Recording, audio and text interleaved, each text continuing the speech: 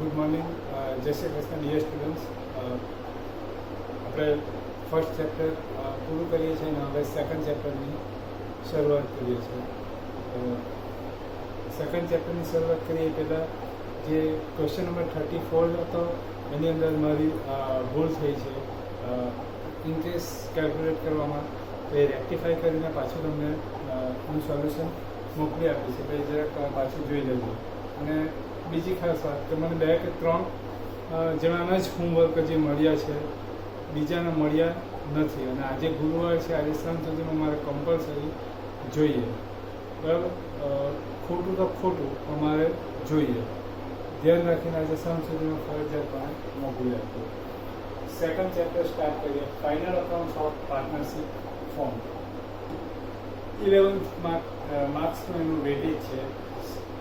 Section એની અંદર 11th માર્કનો એક સમ આવશે, કમ્પલસરી કરવાનો રહેશે. એમાં ઓપ્શનમાં કંઈ આવશે નહીં. મોસ્ટ ઇમ્પોર્ટન્ટ ચેપ્ટર છે. ફાઇનલ અકાઉન્ટ્સ બધા સ્ટાન્ડર્ડની અંદર ઇમ્પોર્ટન્ટ જ હોય. Final accounts of partnership form 11th marks weightage છે. આપણે 11thની અંદર ફાઇનલ અકાઉન્ટ્સ ભણી ગયા હતા, પણ એ સિંગલ ઓનર ફોર્મનું હતું. પાર્ટનરશિપ ફોર્મનું આપણે ભણવાનું છે. તો difference between owners, single owner form, partnership form and company form, બધા વચ્ચે ડિફરન્સ શું છે એ આપણે થિયરીની અંદર ફર્સ્ટ ચેપ્ટરની થિયરીની અંદર શીખી ગયા હતા. એમાં જોયું હતું કે journal book, subsidiary book, ledger, posting, trial balance, total balance, આ બધું સિંગલ ઓનર ફોર્મમાં હોય, એ જ પાર્ટનરશિપ ફોર્મમાં હોય અને એ જ કંપની ફોર્મમાં હોય. એટલે એ બધામાં સરખું જ હોય. એટલે ફાઇનલ અકાઉન્ટ્સ પણ બધામાં સરખું જ આવશે. મીન્સ 11thની અંદર ફાઇનલ અકાઉન્ટ્સ આપણે આવી રીતના બનાવવાનું હતું. By trading account,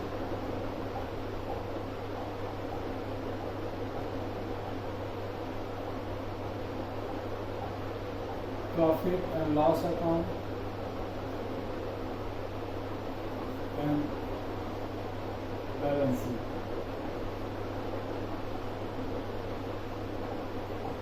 In first chapter we can see journal, subsidiary book, ledger, trial balance, both are same. બધા સિંગલ ઓનર ફોર્મમાં છે, એ પાર્ટનરશિપ ફોર્મમાં આવવાના નહીં, બધા કંપની ફોર્મમાં પણ આવવાના. Because transaction are same. બધામાં ટ્રાન્ઝેક્શન સેમ જ છે, તો બધાની એન્ટ્રી સેમ જ થવાની, એટલે બધાના ટ્રાયલ બેલેન્સ પણ સરખા જ આવવાના. એટલે ફાઇનલ અકાઉન્ટ્સ પણ સરખા જ આવશે. હલ શું પડશે? તો સિંગલ ઓનર ફોર્મની અંદર જ્યારે આપણે બેલેન્સ શીટ બનાવીએ ત્યારે એક જ ઓનર હોય. એટલે જે પેલું કેપિટલનું ફોર્મ બનાવીએ, capital plus additional capital minus interest on drawing, interest on capital, profit, આ બધું જે આપણે ઇફેક્ટ આપતા હતા એ બાય ફોર્મથી આપતા હતા ઇન બેલેન્સ શીટની અંદર. અહીંયા મોર ધેન 2 ઓનર્સ, એટલે 2 કરતાં ઓછામાં ઓછા 2, મિનિમમ 2 પાર્ટનર્સ, મિનિમમ 2 ઓનર્સ, તો ઓછામાં ઓછા 2 ઓનર્સ હોય. તો અહીંયા ધારો કે માની એઝ્યુમ કરીએ કે 10 પાર્ટનર છે, તો બેલેન્સ શીટ આપણે ફાઇનલ અકાઉન્ટના ટાઈમે બેલેન્સ શીટ બનાવીએ ત્યારે 10 ઓનર માટેના આપણે ફોર્મ એ રીતના બનાવવા પડે. એટલે એમાં ડિફિકલ્ટી ઘણી બધી થાય. એટલે એના માટે ઓપ્શન આપણે શું કરીએ, બેલેન્સ શીટની અંદરથી એક પાર્ટ અલગ કરીને આપણે આ બધી ઇન્ફોર્મેશન આપણે ક્યાં નાખી દઈએ, કેપિટલ અકાઉન્ટમાં નાખી દઈએ. અને કેપિટલ અકાઉન્ટ બનાવીએ એટલે P&L અકાઉન્ટમાંથી એક પાર્ટ છૂટો કરીએ અને પ્રોફિટ લોસ એપ્રોપ્રિએશન અકાઉન્ટ બનાવીએ. એટલે અહીંયા પાર્ટનરશિપના ફાઇનલ અકાઉન્ટ બનાવવા માટે trading account, profit loss account, balance sheet, appropriation account and capital account, એટલે આટલા બનશે. અત્યારે આપણે આના પર જ કોન્સન્ટ્રેશન કરીએ.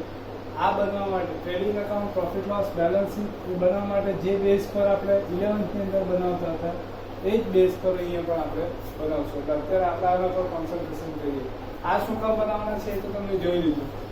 આ without capital account, appropriation account વગર તો તમે ફાઇનલ અકાઉન્ટ આ 3થી જ એક્સપ્લેન કરશો તો તમને એક્ઝામમાં કોઈ પણ ખોટું આપી શકે નહીં. આ આપણે આપણી ફેસિલિટી માટે બનાવીએ છીએ.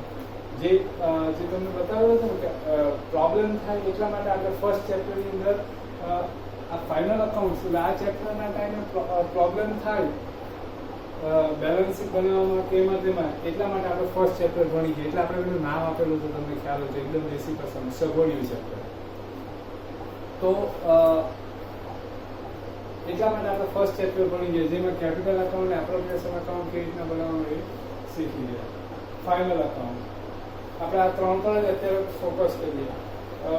તમને 11th ની અંદર ખાસ કીધેલું હતું કે થોડીક ઘણી આપણને શરૂઆતમાં થોડીક તકલીફ પડે, થોડુંક આપણે મહેનત વધારે કરવી પડે, થોડીક ડિફિકલ્ટી લાગે, પણ એમાં આપણે બરાબર સેટ થઈ ગઈએ તો પછી આગળ જતાં આપણને બહુ પ્રોબ્લેમ નહીં થાય, પછી આપણે રિટર્ન લેવાનો જ વારો આવે.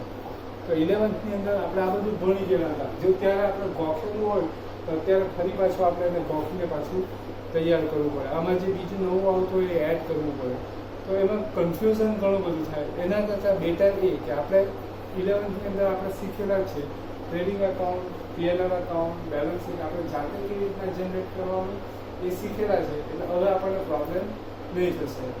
છતાં પણ આપણે ફરી પાછું એક વખત રિપીટ કરી દઈએ કયા બેઝિસ પર આપણે બનાવેલું હતું એ.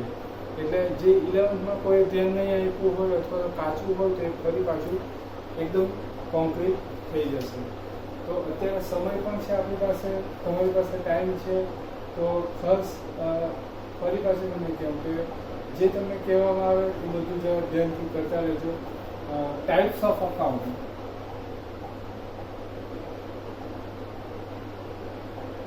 આ બેઝિસ પર આપણે ટ્રેડિંગ પીએનએલ અને બેલેન્સ શીટ બનાવેલી હતી. Main two types of account. First of personal account and second one impersonal account.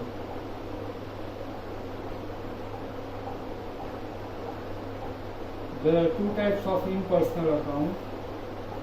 First of real account and second one is nominal account. Real account has two parts. First one goods account and second one assets account.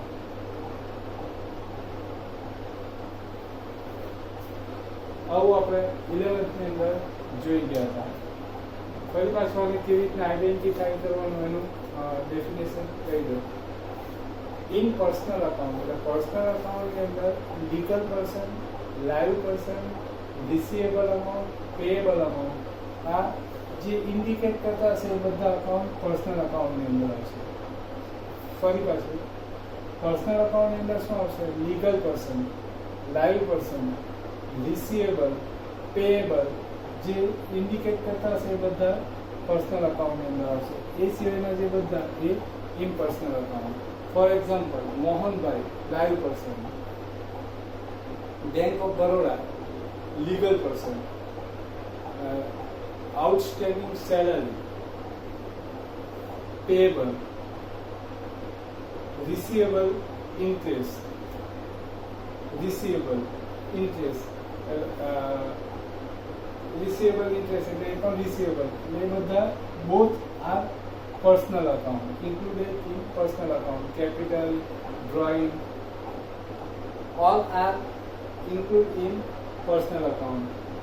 એ સિવાયના જે બધા ખરા એ બધા impersonal account. Impersonal અકાઉન્ટના બે part છે, real and nominal. જે impersonal account આપણે purchase કે સેલ કરી શકીએ એ રિયલ અકાઉન્ટ, પરચેસ સેલ નહીં થાય એ nominal account. Okay, purchase sale થાય એ રિયલ, પરચેસ સેલ નહીં થશે એ nominal account. Real account has two parts, goods account and assets account.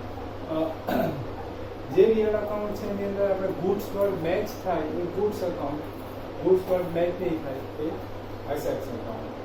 For example machinery. Machinery is not live, legal, receivable, payable. So machinery is in personal account. We can sell or buy machinery, so machinery is real account. અને purchase કે cell કરી શકીએ એટલે આપણે real account. એમાં goods પર ટાઈપની થશે, ગુડ્સ મશીનરી, મશીનરી ગુડ્સ એટલે મશીનરી એસેટ્સ અકાઉન્ટ થશે. પરચેસ, પરચેસ એટલે ઇમ્પર્સનલ અકાઉન્ટ. પરચેસ સેલ થશે એટલે real account. Goods purchase, purchase goods, word next થશે એટલે purchase goods account. Salary impersonal account, salary purchase sale નહીં થશે એટલે નોમિનલ અકાઉન્ટ.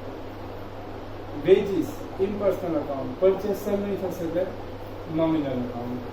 એટલે આ રીતના આપણે આઈડેન્ટિફાઈ કરી શકીએ ટાઈપ્સ ઓફ અકાઉન્ટ.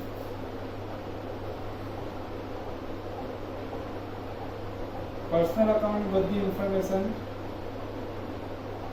બેલેન્સ શીટની અંદર આવશે. ગુડ્સ અકાઉન્ટની રિલેટેડ બધી ઇન્ફોર્મેશન ટ્રેડિંગ અકાઉન્ટની અંદર આવશે.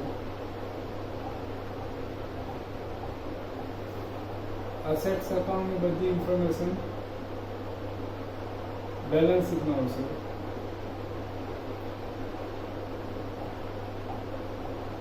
બેલેન્સ શીટની અંદર અસેટ સાઈડ,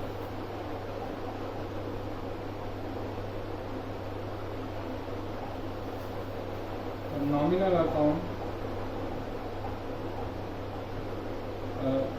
ટ્રેડિંગ અકાઉન્ટની અંદર આવશે.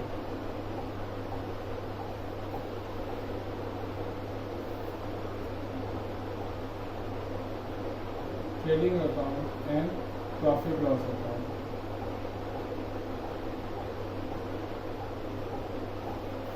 આમાં બે સાઈડ આવશે બેલેન્સ શીટના, લાયબિલિટી એન્ડ એસેટ્સ. જે પર્સનલ અકાઉન્ટ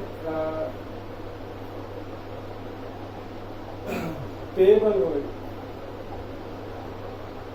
પેએબલ બતાવતું હોય balance sorry liability side, receivable payable liability side, receivable asset side.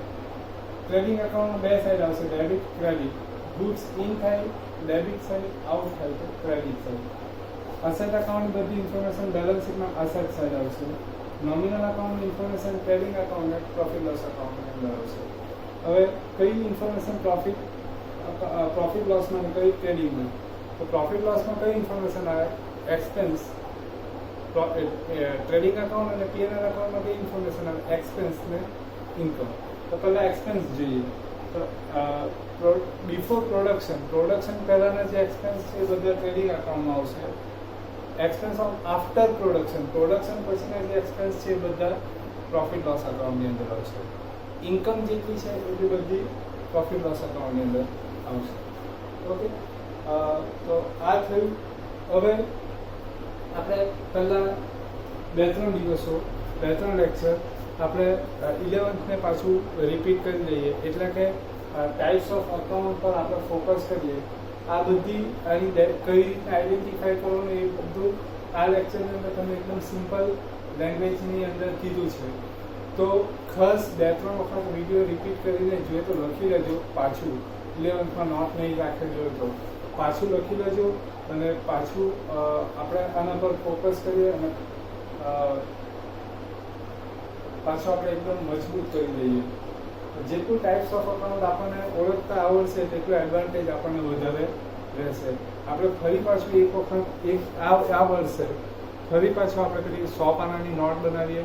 ભલે આપણા સિલેબસમાં નથી ટાઈપ્સ ઓફ અકાઉન્ટ આ વર્ષે, બુકમાં નથી, પણ છતાં પણ આપણે રોજ જે રીતે આપણે 11th અંદર લખતા હતા એ જ રીતનું આપણે આ વર્ષે પણ પાછું લખવાનું છે.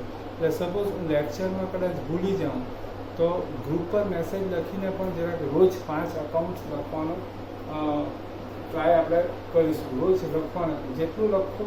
હવે મારે કહેવાનું ન હોય કે લખો તો તમને કેટલો એડવાન્ટેજ થશે, એક્સપ્લેન કરવાનું નહીં રહે, કારણ કે રિઝલ્ટ હવે તમારી સામે છે. લખેલું હોય તો એનું રિઝલ્ટ શું આવે એ સામે છે. એટલે હવે એને એક્સપ્લેન કરવાની કોઈ જરૂરિયાત નથી. હવે તમને ખ્યાલ આવવો જોઈએ કે આનો એડવાન્ટેજ ડિસએડવાન્ટેજ શું છે, અને પાછો ચાન્સ આવવો નહીં મળે. હવે કોલેજોની અંદર તમે જશો ત્યારે ફાઇનલ અકાઉન્ટ્સ આવશે, પણ આટલું ધીરજથી અને આટલું શાંતિથી શીખવાનું પાછો સમય નહીં મળે, કારણ કે તે વખતે કંઈ ફાઇનલ અકાઉન્ટ્સ એક નથી શીખવાનું, ઘણી બધી વસ્તુઓ તમારે શીખવાની છે. એટલે અત્યારે આપણે આના માટે ટાઈમ સ્પેન્ડ કરી શકીએ, અત્યારે આપણે કરી શકીએ નહીં.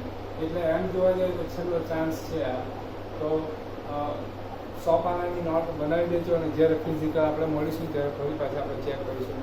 ફરી પાછું કહું છું, હોમવર્ક મારે આજે જોઈએ.